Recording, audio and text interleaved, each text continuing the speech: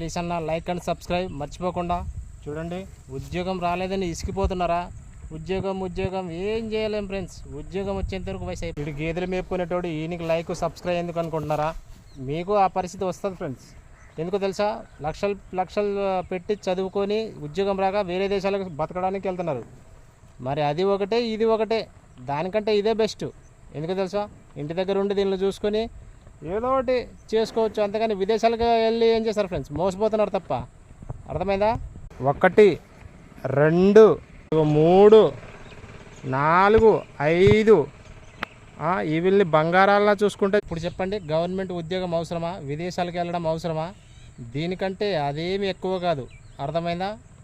అక్కడ భరించలేని బాధ. కువైట్కి వెళ్తున్నారు, దుబాయ్కి వెళ్తున్నారు, ఎంతమంది ఏడుస్తున్నారు, నన్ను ఇంటికి రప్పించండి అని.